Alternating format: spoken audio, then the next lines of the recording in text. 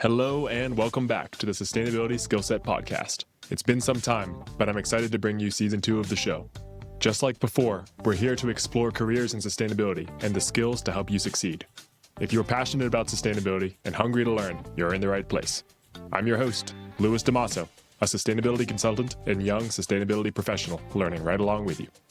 Today's guest is Neil Yeoh, a sustainability entrepreneur, educator, and leader who's dedicated to accelerating climate solutions across industries.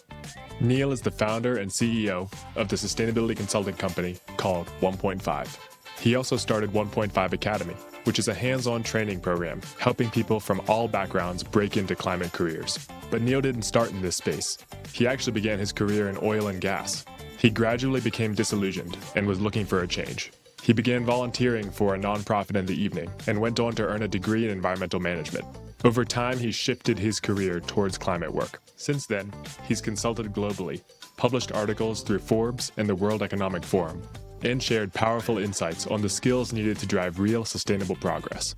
Through OnePointFive Academy, Neil has helped hundreds of fellows learn the technical skills like carbon accounting, life cycle analysis, and decarbonization strategy. His approach is grounded in the belief that anyone, no matter what field they're in or where they come from, can have real positive impact through their work. This episode is full of insights on how to carve your own path in sustainability. Whether you're looking to get into this work or already in a sustainability role, I think you'll really enjoy it. Let's dive in.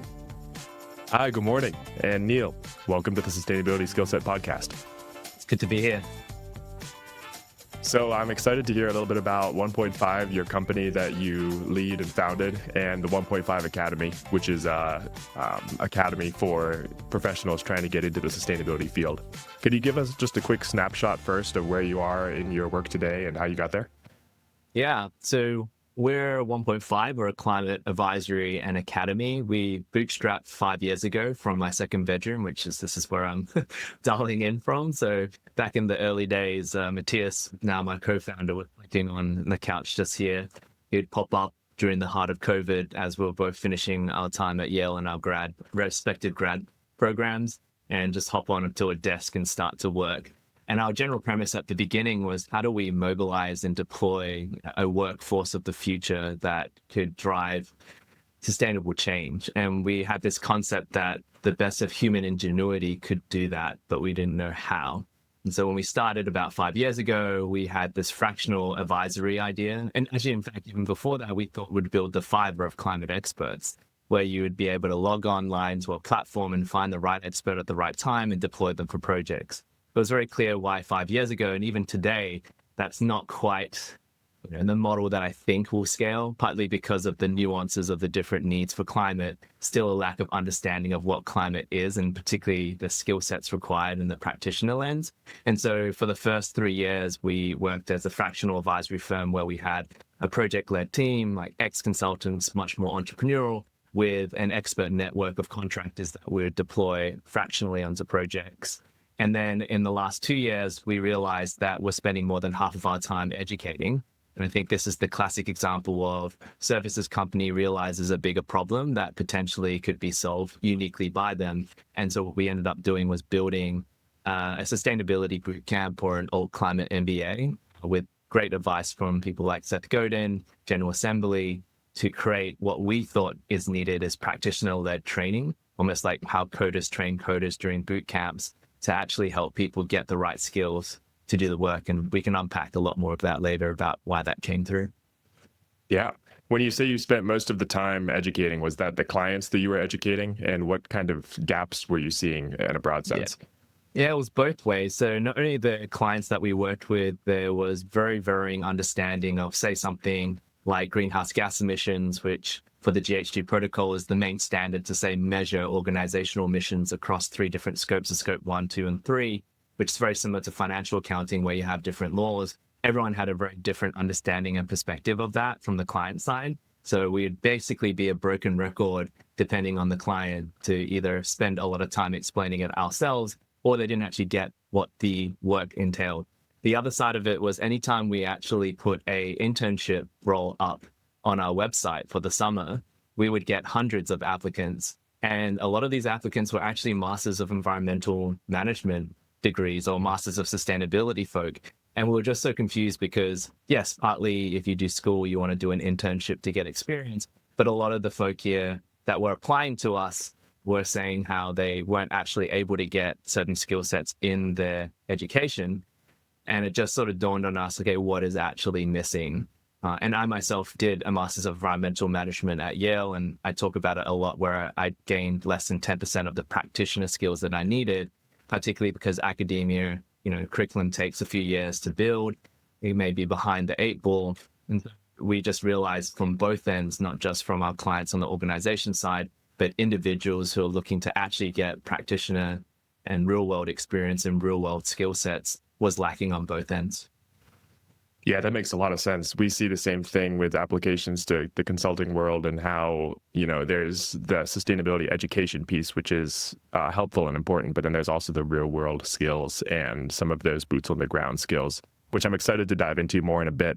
But I want to hear a little bit more about your journey from oil to gas into the sustainability world. What sparked that transition, and how did that happen? Did you see yourself founding a mission-driven company, or did you do that intentionally? Answering that question, no, I didn't.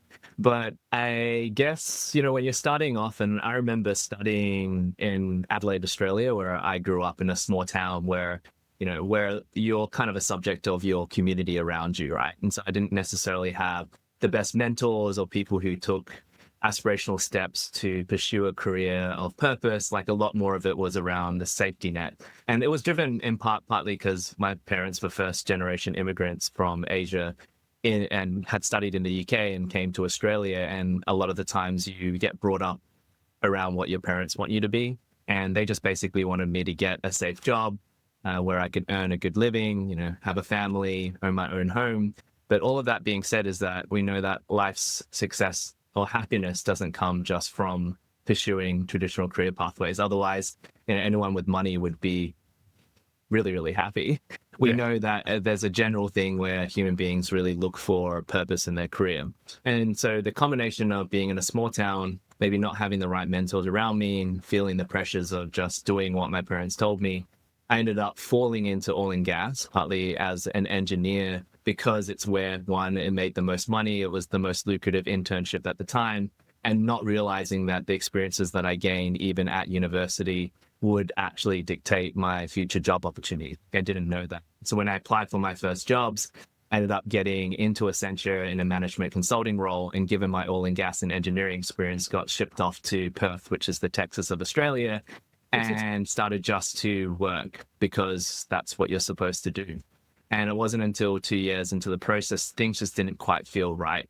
I also personally was seeking out my own cultural identity and wasn't really confident as a kid. And so the combination of traveling to Asia and experiencing air pollution due to fossil fuels, combined with seeing my career contributing to the issue, accumulated to this finding of my purpose, which is, if this is where my ancestors call home and they don't even have the basic right to fresh air, then what kind of ancestor do I want to be for my people?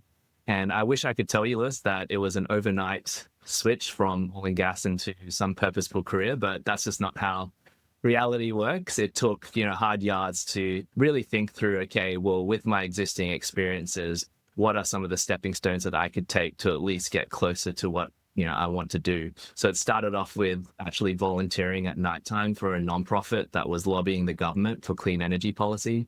So it's this Batman Dark Knight situation that I found myself in, working for oil and gas in the daytime, pitching for renewable energy at night. But it actually did get me some experience to really understand what is renewables, like how does policy play a part. And what ended up happening was I just used the skill sets for what I gained to sort of slowly make my way bit by bit to where I am now. And so that took me from quitting my job after a couple of years, moving away from oil and gas, but keeping my functional skill set of management consulting, working with like a McKinsey Bain startup consultancy that got acquired by KPMG, working more in utilities, working more in different subspaces, then going and doing my MBA, which isn't necessary, but particularly for a person like myself in Australia, it's hard to internationalize my career because Australia is just so far away from everywhere else, where I met other inspiring people and ended up, moving slowly into climate by taking volunteer positions in my grad school to internships that slowly recrafted my CV into where I am today. Yeah, it never works out that it's just a smooth path to exactly where we want to go, right? Yeah.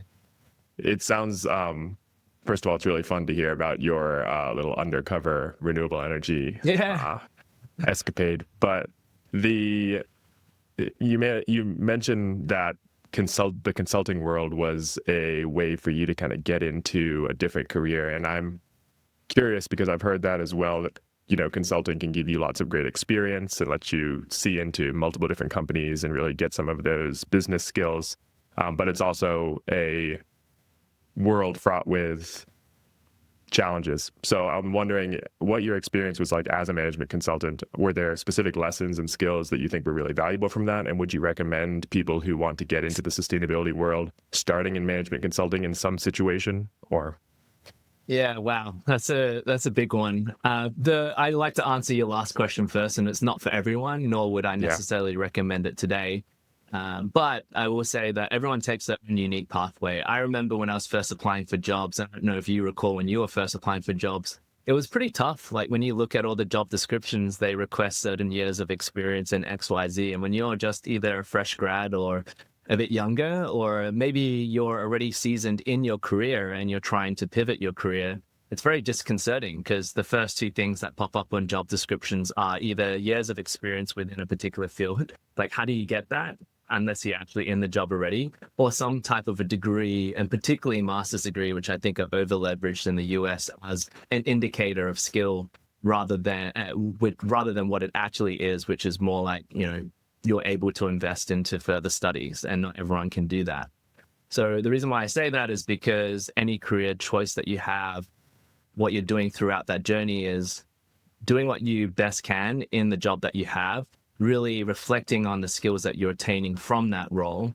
And then as you're hopefully pursuing your purpose and finding your reason why, kind of slowly etching more skill sets into it. The reason why I mentioned that is because management consulting was mainly because I didn't know what I didn't know. I didn't know what I wanted to do. So it actually worked in my favor because consulting was so general. I didn't actually know what I was interested in, though I knew that I was interested in the intersection of business and environment. It just so happened that because I did that, it did, on the one hand, help me to experience lots of different parts of the business. You're absolutely right. There is limitations because consultants are a bit of generalists, and that's what we're trying to solve with 1.5, which is to actually bring the right expertise.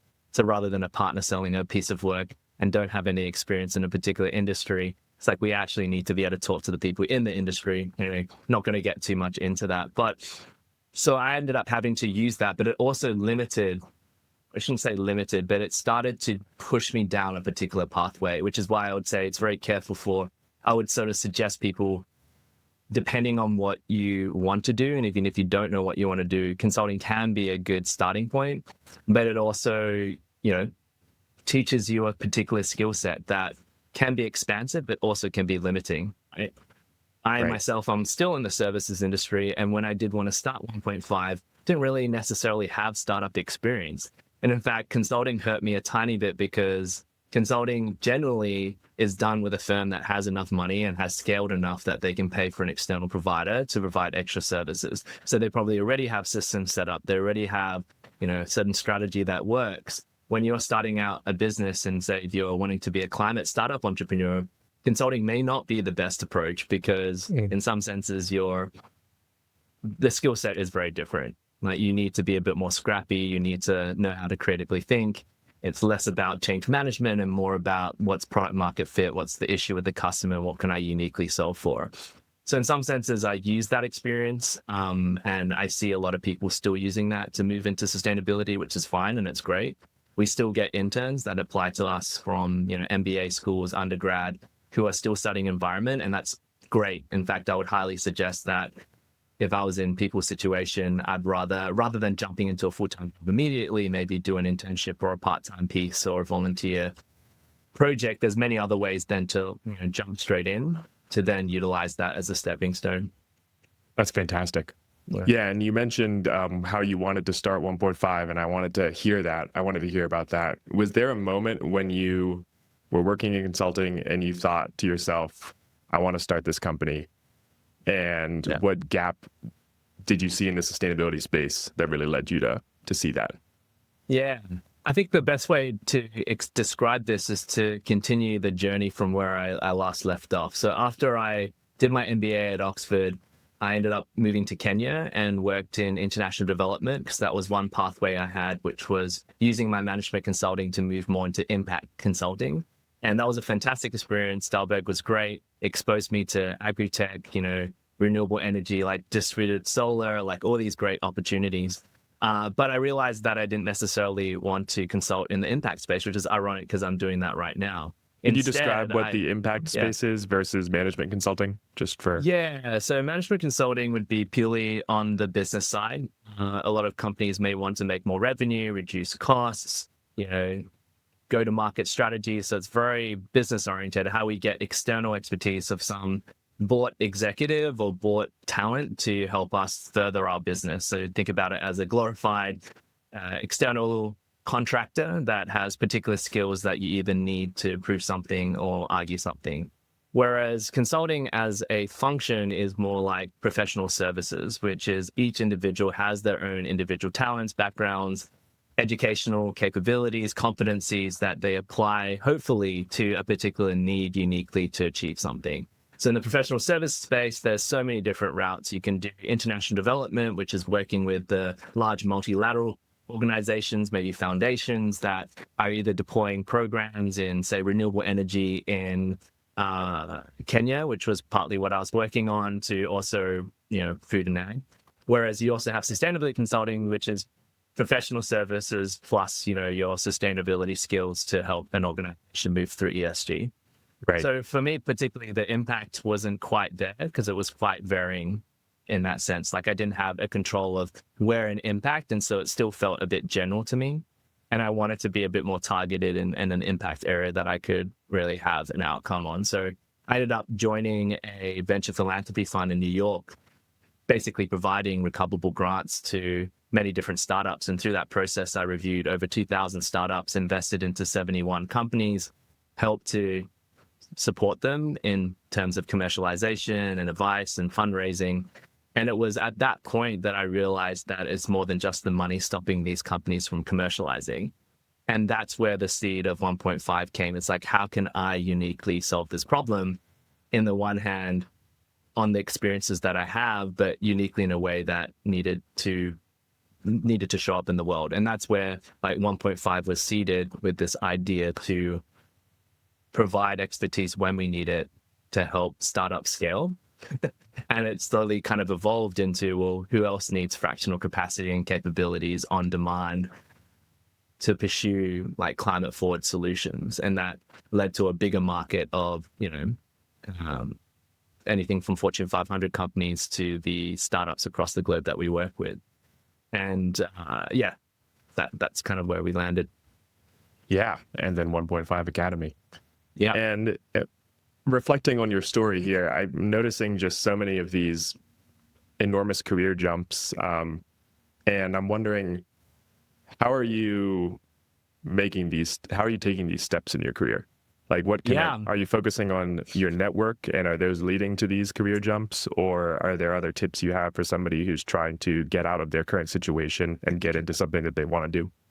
Yeah. One through line I might explain, and then I'll answer that question, which is related, is I was reading about it was a Buddhist kind of parable that I just recently read, which talks about a man who is stuck on an island, and he builds himself a raft to get himself across to the forest into safe land. Then he's carrying the raft and he's walking through the forest, and the raft is catching on every single vine that you can imagine. And he doesn't want to let it go because that raft was what helped save his life just a season ago. But it's something that he either needs to let go of, otherwise he can't actually move into the next season. We are all in our journey of our career, kind of like Tarzan, if anyone remembers that show. It's that big guy who's swinging from tree branch to tree branch or from vine to vine. My question to people is, what do you need to let go of in order for you to actually take that next step? Because that is kind of the principle that holds up above all else. Like you can do all the different tactics. You can, reach out on LinkedIn, do all these things, and I could give you all that advice. However, a lot of the times it's actually the self-reflection and self-awareness of the psychology of where you are, that what got you here isn't necessarily going to get you there. So now specifically for me, it's like, okay, well, I did management consulting for so long in oil and gas. Like, who would even think about hiring me for climate? And I'm like, what do I personally need to let go? Like, what are the things? I think there was a lot of, ego that was still in me that wanted to have a great career that was paying. Like, not to say that you have to, get rid of that, but it was also like, who was I trying to please or to prove? And a lot of me was still trying to prove worth to my parents. And I'm like, how do I come into myself? How do I make sure that I just take, the undeniable questions? Because when I did say what I wanted to do, which was to shift and pivot my career, a lot of people just didn't believe me. They didn't think that I could do it. I didn't believe that I could do it. I wasn't sort of thinking about it. So that's one kind of theory that I'd say. And then when it does come to actual things that you do, a lot of what I ended up doing was kind of rewriting my CV, which was really important. Really reaching out and authentically asking people for conversations, but not generally, but being a bit more specific. So I do my own research and I'm like, climate change is interesting. Who do I know that could introduce me to someone to talk about climate? And then when I finish these conversations would say, now you hear my story, do you have 2 or 3 other people that you can introduce me to? And it was slowly bit by bit. And that was the real powerful one, because everyone will always refer you to someone as long as you don't embarrass them. So, and that you have something specific that you're trying to ask for. So you just can't come in and say, hey, can I have a general talk about your career? It's probably the worst question you could ask. Rather, Lewis, you work in the food and ag space and sustainability. I was just reading this report and I'm so curious about this space and I wanted to unpack this particular area on the US and food and ag and saw that you recently wrote this article. Could we talk about it? And people love to then explain that. And then you're like, oh, okay, food and ag. That sounds interesting, but maybe it's not quite exactly what I thought it would be, but you mentioned something about clean energy within this. That actually sounds interesting. And then so on and so forth. And people then end up kind of introducing you to people. And not only are you getting a network, what's actually more important is that you're putting the learning on yourself. And what I found when I did that is that you end up learning more than you think just through conversations that are intentional, that actually lead to your knowledge to know whether this career pathway is for you or not. And even better, when you do get to those interview processes, you can actually talk the practitioner talk. I think that's also partly why Academy popped off, is because we get stuck in this academia world. We get stuck in this learning loop that we can just learn our way through to different careers, where the real world doesn't work like that. The real world is dealing with people. It's dealing with actually practicing those skills. It's dealing with actually going beyond the theory. And so a lot of what we ended up designing for Academy was popular. And, we've trained over 1,000 people in 70 countries now, over 8 cohorts within 20 months, mainly because people were lacking that real world experience. We know that you only learn 20% from theory, you learn 80% from practice. And that practice is also done in teams in the real world. So why wouldn't you also do it that way when you're trying to pivot your career? Why do you think hands-on learning is so essential in climate careers? And, what kinds of hands-on experiences do you think are most important for getting into a climate career? Uniquely for climate, one of the catch-22s is to get the climate job, you need the skills. To get the skills, you need the climate job. So there's a catch-22 that exists within our field. And the best way that I can describe it is in the 2010s, digital marketing was new. Like, social media had just come out. People were figuring it out. There were all these certificate programs or academia programs that were trying to teach marketing. But at the end of the day, it was now marketing, everyone's a digital marketer that has a social media account. But the problem back then and the problem we're facing now with sustainability is that it's an evolving field. And when you have a changing and evolving field, it's very difficult for even things like what are the skill sets that you actually need in sustainability become a big question mark. And it's mainly because, standards are still evolving. And when you get a job description, this is the biggest thing. And we wrote this climate workforce playbook last year in partnership with LinkedIn, and they gave us all their data on green skills being skills related to the green economy or more sustainable, living, was that job descriptions for sustainability, the skills that they requested on there aren't the skills that you actually need on the job. And the reason why is because the HR function is a lagging indicator of whomever develops that role description. So one, if the skill sets aren't standardized, then HR is going to write whatever they think they need to write. Second of all, they're going to ask leadership to inform what that role description is. And here's the classic point. In the last 3 years, 2/3 of sustainability leaders were internally hired, and less than half of them had a background in climate or sustainability. So if you have then the leadership, it makes sense why they don't quite get it, but yet they're the ones that are tasked with either hiring people for their team. And so there is this catch-22. And that's why in these fields where there is a growing field, but it's also evolving, getting real-world experience actually helps to fill that gap. It fills the gap of maybe what the role description is saying, but it is actually not what you need. And it also allows you to speak the speak where, if you don't actually get that real-world experience, you're actually not getting the skills that are replicable for your career.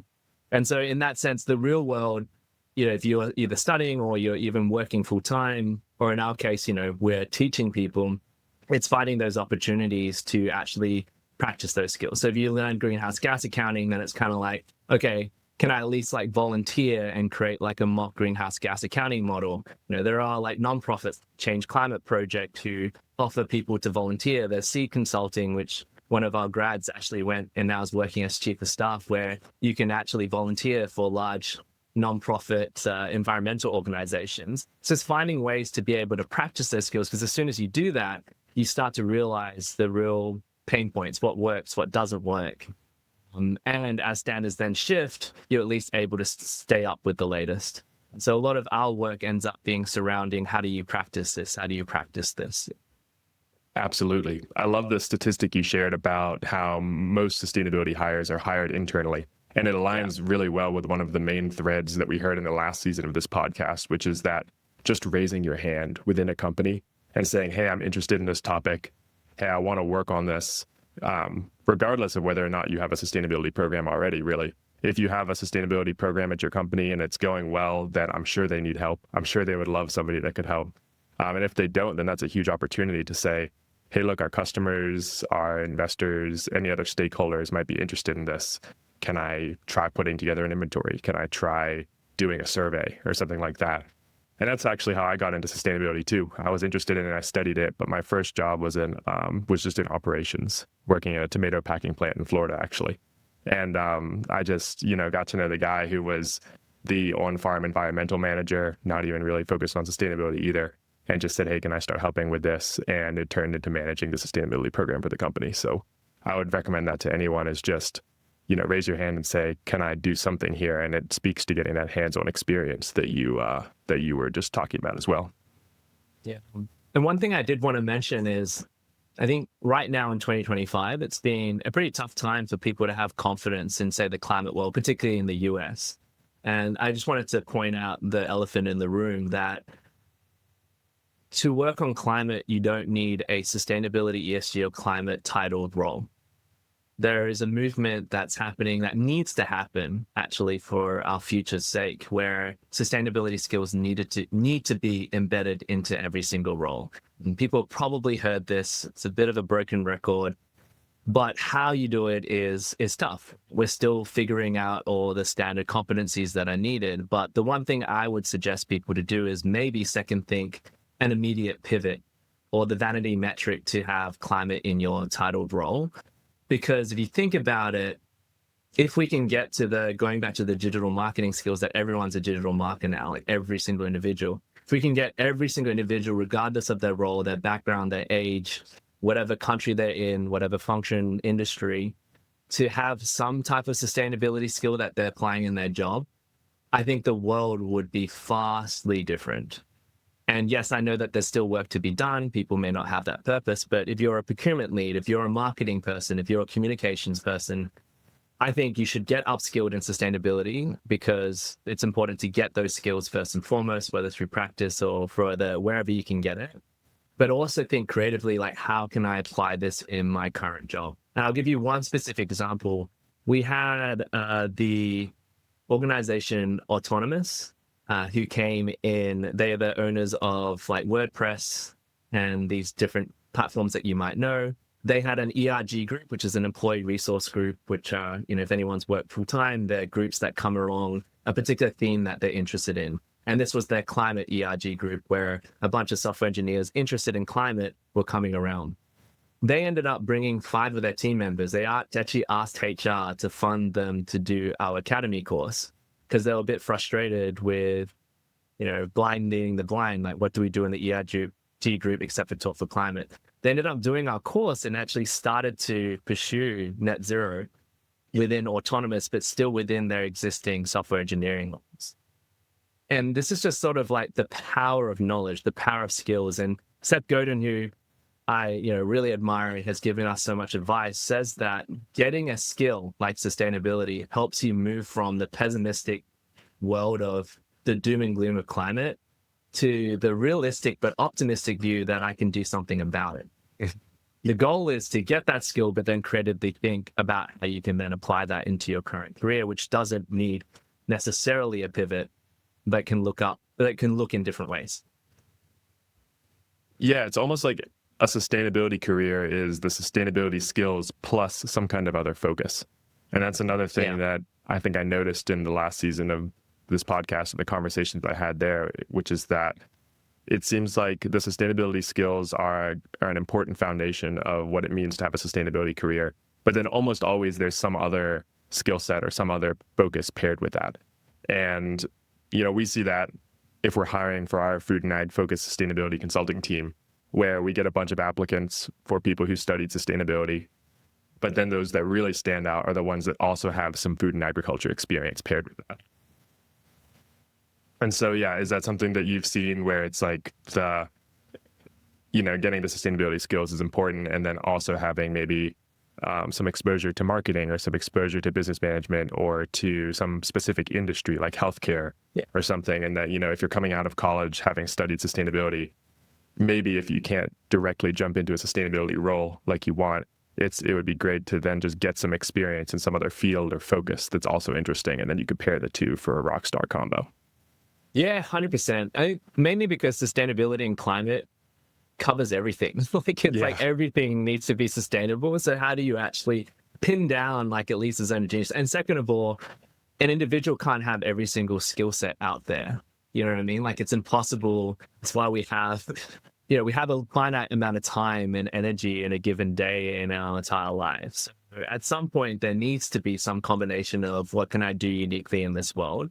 And yes, I think in sustainability, we do see a lot of those hybrid skills show up a bit more, just because there's so much to work on. If you're a technical data science expert, if you're a marketing communication experts, they're both same in that we need both within the sustainability world, because one, we need data-informed decision-making. The other side, we need to be able to communicate the work that we do.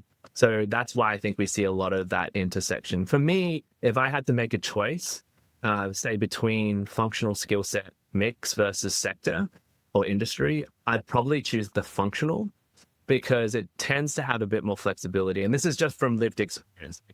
Greenhouse gas accounting is definitely different if you're working with a food and ag company versus a healthcare company. However, the principles and standards and approaches and the skill sets that you might need, whether it's data to producing the report, is the same. And what we've noticed is that there are more importance to be able to show that you can functionally do the work than say, specifically, having deep experience within an industry or sector. Yeah, no, that makes a lot of sense. You got to have the basic skills to be able to do the sustainability work and apply them to a given industry. Yeah. I want to take on this perspective. What makes sustainability work difficult, and what support or training make the biggest difference from what you've seen in leading OnePointFive Academy and through your own experience? Yeah. The problem with sustainability is that it's a bit siloed rather than actually embedded into the workforce. And I think that's why we're seeing difficulties now where sustainability teams aren't that big in at least the corporate sustainability world. Walmart maybe has a couple dozen, Even Meta has less than 10 people. Like, we're talking in-house. And yes, consulting is a different can of worms where people tend to hire people externally. So that maybe doubles that or triples that given time. It's not a lot of people when you think about the number of people that we have. And the problem that we have is because it's siloed and the skill sets are required to actually make progress require such a broad range of skills. The issue is that when things like, macroeconomics or business changes happen, global impacts happen, sustainability tends to be the first thing that either gets cut or struggles to sort of keep up with embedded sustainability. And I'll give you one example where it can work, and it's not the best example, but it's one that I'm able to share. We interviewed the CSO of Starbucks, or the former CSO of Starbucks, Marco Gabori. He actually spoke at our academy, which is an additional part of our academy where we have that 4 tiers of modular learning, 3 to 10 minute masterclass videos, practice the work by building actually something. We bring in an industry speaker to actually talk about the real world, about how they applied, say, greenhouse gas accounting in their real lives and allows people to network and then create like a community platform. So that kind of combination of those 4 is what makes the academy really pop. But when we talk to Marco Gabori, we know that Starbucks has gone through 5 different CEOs. We also know that Starbucks may not appear on the surface of the most sustainable company, and that's like a whole nother can of worms of how to actually meet true sustainability. But at least in the internal world, they were able to get a lot of work done in sustainability within Starbucks because they had embedded sustainability. So their actual sustainability team was very small, but they had sustainability skilled people within the products team, within the procurement team. And so when it came to, say, an initiative to introduce a recyclable cup, which they do have, or if you bring your own cup, you actually get a discount at Starbucks. So because single use are probably the biggest issue that Starbucks has, they were able to deploy it not only quickly because they had people in the product design team that were already in their job. Their primary job was product design, but they also had a minor in sustainability such that they could build that new cup and then the logistics team could introduce it.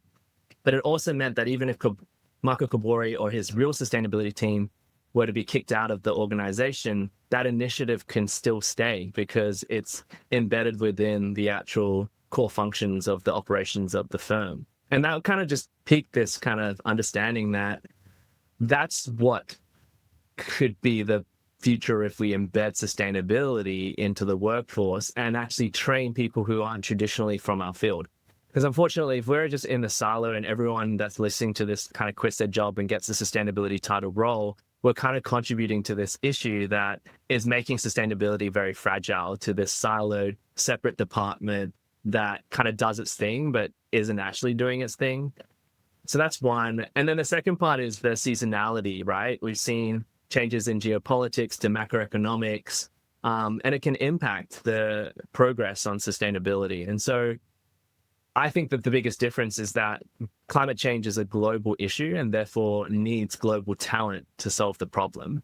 And I think our training program has reached 70 countries. And I love that, not just because it's 70 countries, but because climate isn't just a United States, North America, or Europe problem. In fact, it's much worse in the global south, and they're feeling the impacts of it. And unless we take their perspectives into really understanding the impacts and the solutions, we really aren't going to make full-on progress.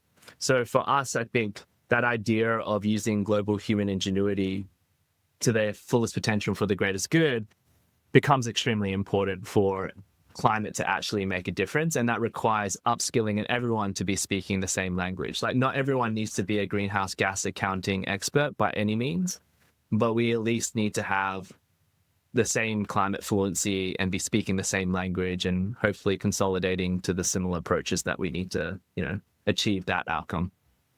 Yeah, I think that's so important. I agree. And you've just talked a lot about integrating sustainability into other roles that are traditionally non-sustainability focused.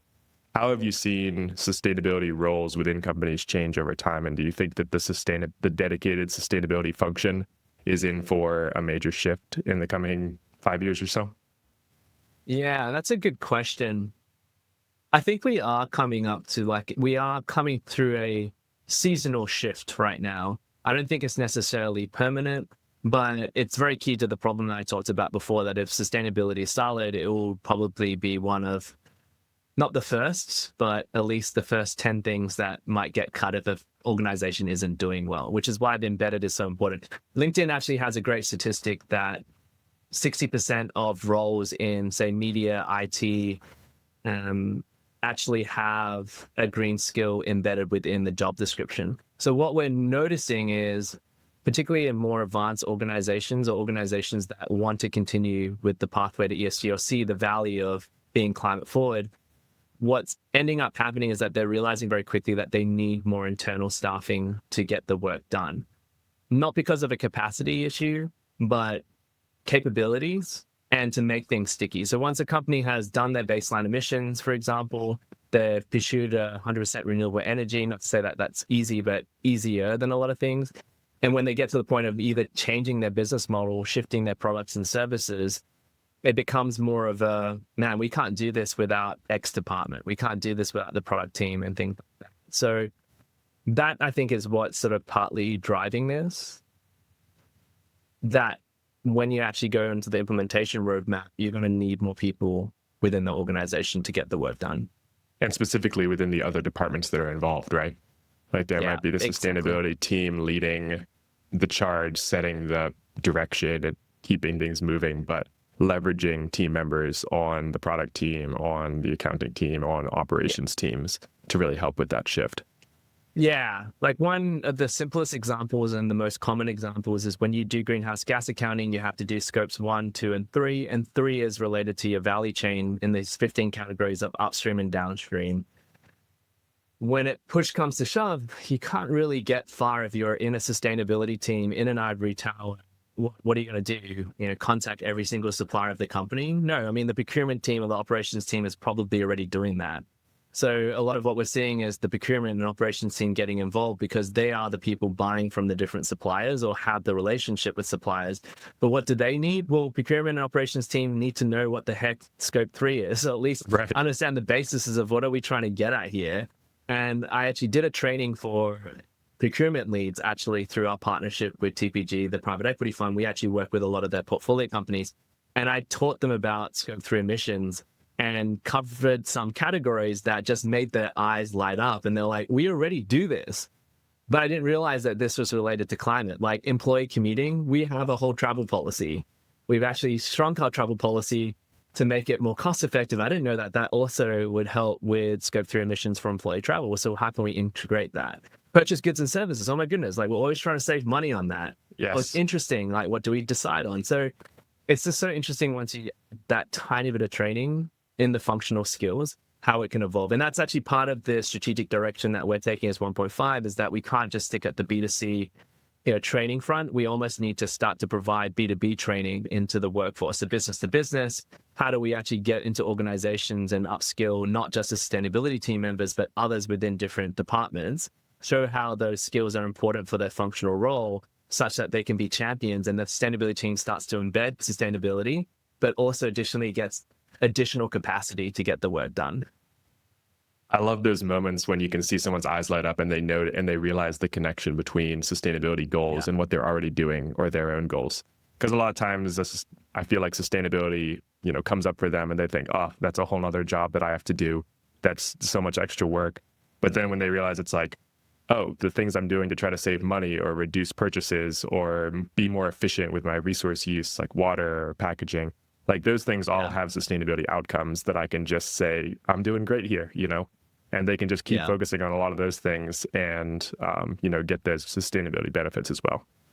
Yeah. I mean, there's a joke that Seth Godin and I had told me, which is if methane and greenhouse gas emissions were purple, we would have solved the problem yesterday. Unfortunately, we're dealing with an invisible problem that's also a communications problem. We got to call it what it is, and it's not, global warming, it's atmospheric cancer in some sense. And in a lot of ways, when we really talk about climate, we talk about it in such a siloed and complex way, where a lot of people do care a lot more than you think, but we have so many acronyms, so many standards and regulations that we can lean behind.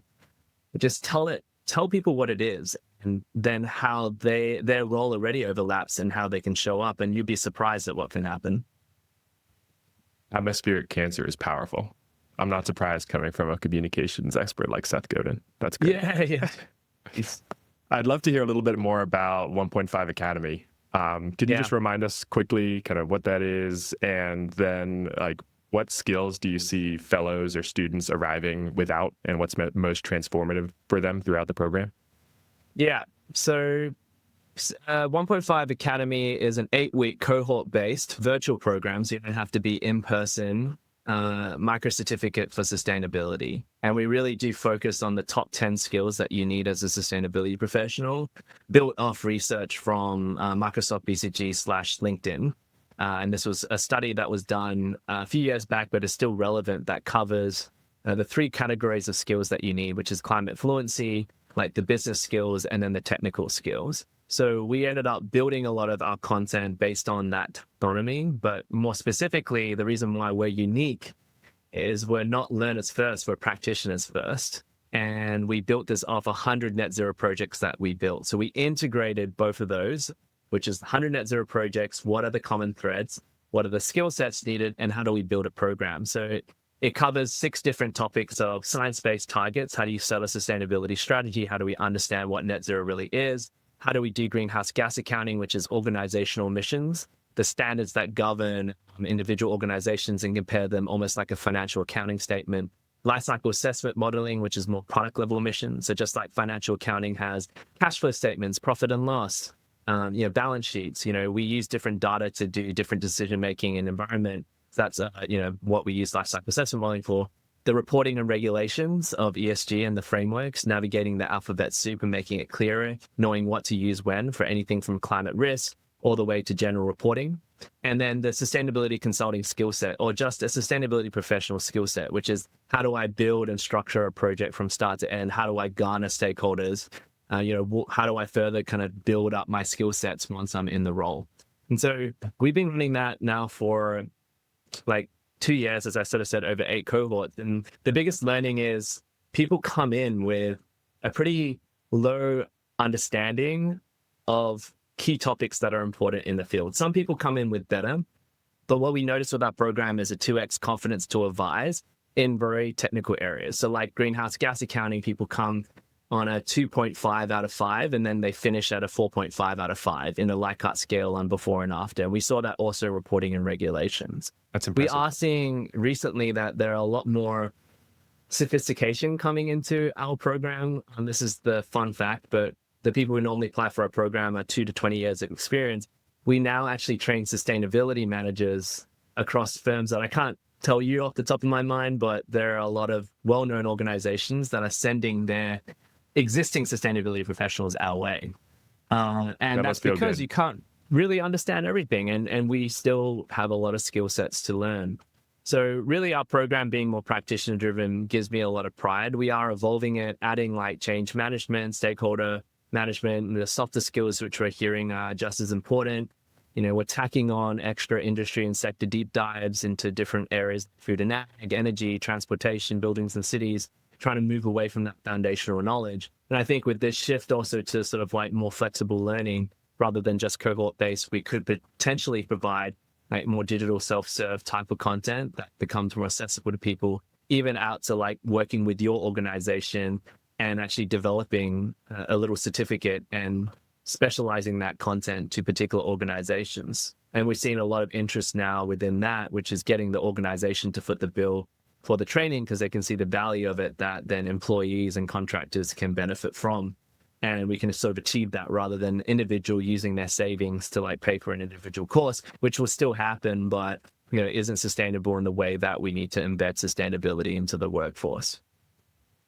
It sounds like you guys really focus on providing that hands-on experience with the functional skills sustainability professionals need, like greenhouse gas accounting and the frameworks and everything, and that you see a big transformation, that you see people 2 times as confident to consult on sustainability topics. That's amazing. The key part is the practice, right? We have these 3-hour labs every week that people actually have to build a greenhouse gas accounting model. And I think that's where a lot of the huge learnings come. The I do, we do, you do method where you break down a case study. And the case study is actually real from our project. We've sanitized them, of course, for client confidentiality, but we've heard from our learners that the highlight is when they're able to ask someone like myself or my team who've worked on the project, the real, like what ended up happening, did this work? Did this not work? And that insider knowledge is almost more invaluable than just the learning itself, because you start to understand the nuances of, actually the data collection kind of sucked for scope 3. Actually, in fact, scope 2 for the utility bills, we were given a ton of PDFs, and maybe this is pre-AI, but That's the worst. how did we have to deal with that when a procurement team gave us the data, but it wasn't quite there or wasn't calculated in the right way? And that's where you start to get into the weeds of like practicing a mindset that gives you a lot more confidence that you actually know the inner workings. And we've heard that work within the interview process, because we've had a lot of feedback when you get to the later interview rounds. It's like, have you done this before? People have actually shown our model and gotten through it, or said yes because they did it. Or additionally, if they ask additional questions, they're able to like go to that second or third question deep, because we've had those deep dives together, either as practitioners or with another industry lead who's had to grapple with it. So if you put in the time and effort and you are talking to the professionals, just like your podcast can help so many people by getting an inside look to other people's real experiences and real advice, can make all the world of difference if you lean in and actually apply that. Yeah, that makes such a difference in those conversations when you have that extra question that dives deep and really hits on the heart of what needs to be discovered. And those things just aren't in the frameworks, or aren't something that you can get usually from just reading about the calculation. Yeah. So I can see why I can see why you guys focus so much on the hands-on learning and the case study practice. That's great. Yeah. So aside from attending OPF Academy yourself, if you were to redesign your sustainability education from scratch, what would you start with, and what would like the first 6 months to a year look like? Got this, thinking about this a lot. And this comes from our own experience, studying environmental management. So no, please don't take away my degrees of the places that I studied in. But one, I'd get rid of the classroom, the textbook, the exam structure. A lot of what academia has been built off is the Industrial Revolution. And building line workers, you can tell it. If you look at a classroom, it's all lined up perfectly like a factory floor, where everyone's learning the same thing in the same way. Like, it's clear that the world has shifted. I mean, if you just take AI, it's just disrupting education like crazy, because you can now learn in so many other ways than a physical textbook. And it's not about memorizing the knowledge either, which might have been useful back in the day when you had to sort of do repetitive tasks over and over again. But that's not the case. I'd get rid of that. I'd hire industry folk instead of academics. I mean, academics are important for, say, the climate sciences, the slow moving things that are important. So definitely would retain academia for the sciences, for things like policy. But when it comes to real skills, I would hire industry folk. As teachers, right? As teachers. Mm-hmm. Yeah. That would actually come in. And it's not uncommon. Like, schools had this. I remember some of my best teachers were the ones that would come in from their job and then start to teach us, because they had the real lived experience to be able to sort of be able to provide that practice experience, similar to what we do. But obviously then making sure that they had the right methodology, that kind of real world practice of how to design education. And I kind of like that 4 pillars of modular learning, learn at your own pace, which I think we can do. That's also updated in real time as possible. And we use AI to sort of like update our content to make sure it's like quick and up to date, because things change, to actually focus it around real practice in teams, because that's what the real world is like, to insert people from industry, because that's how the world is working, at least if we're working in any organization with other people in any institution, and being able to find a way to sort of like leverage networks beyond just your individual classroom or your individual like specialty. It's like, how do you broaden your experience? And so I would do it. I like that a lot. The bringing in industry folks really resonates with me, because like we talked about earlier, the hands-on experience, and the hands-on experience is important, and the field itself is usually just at the forefront of the challenges that the field is facing. So totally. I can see how that would be so helpful. And if somebody is currently trying to design and build out their own sustainability education, what is one of the things you would tell them to focus on? Like, if they had a few hours a week to do something that would progress their sustainability career or help them get into a sustainability role, what's something that you would recommend they focus on? Well, not only to listen to your podcast, because I think part and parcel, there's so much content out there, but thematically, think maybe one thing that people don't spend time doing is really reading and leaning in. And maybe someone's listening here today and they've just stumbled upon this episode, and it's been a while since you listened to something like this or got excited about sustainability. But I find that unless you're actually carving out the time to like read and lean in, a lot of these things just pass you by. There is no silver bullet. And I think we have sometimes a lack of patience in this world where, everything's so convenient these days that it naturally rolls into this sense of impatience. Skill sets take time to learn. And it also takes time to find your purpose. Some people may not even find it in their full lifetime. So maybe just the one piece of advice for people coming in is to lean in more, find avenues, not just Academy or even your podcast, but where are the places and spaces of which you can follow people, learn, lean in, meet, be curious, because that will be a real litmus test of whether this field is actually for you. Like if you find yourself getting bored listening to this stuff or bored reading, maybe this is not for you. You may be able to find a different purpose in your career. And for those that have been in it, and I hear this a lot, those folk that have been grinding at it, have listened to every podcast, have done it all. One thing is, first of all, don't blame yourself, right? You are doing great. There are many people who don't stick to things longer than a week.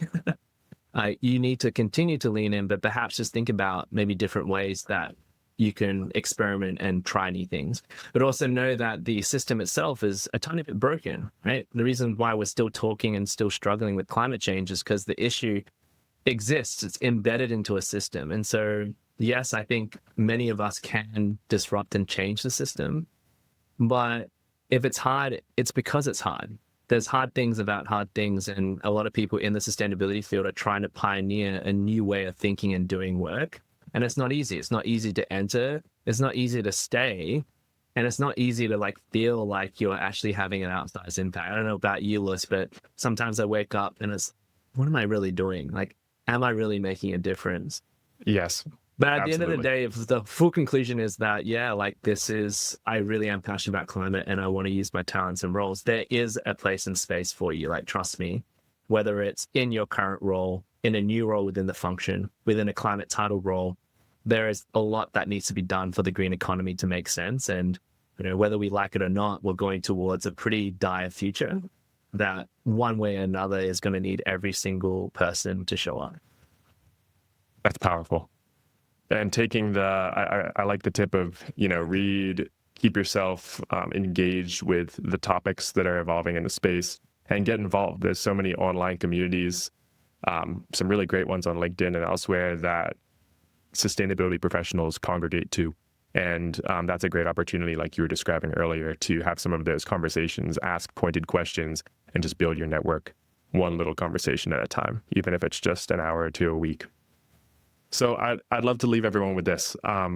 Why do you think that building a sustainability skill set is so important today to future-proof your career and your work? Yeah. The world, if you believe in climate change, is going to look very different in 5 years, 10 years, 20 years. And a lot of it is going to be due to the impacts of climate change that are already happening. So if you're not adding a skill set of sustainability or something related to climate, you're really not evolving to what the future is going to look like. And even today, you're not going to have the chance to perhaps make the biggest difference in the biggest generational crisis that we have in today's age. Well, thank you, Neil. I really appreciate your insights, and it was a great conversation today. I had a lot of fun. Thanks a lot, Lewis. Appreciate it. If you enjoyed today's episode, I'd highly recommend you head over to sustainabilityskillset.com and sign up for the newsletter so you can stay up to date with new episodes and other insights related to sustainability careers. We're going to have so many great new episodes coming your way in season 2.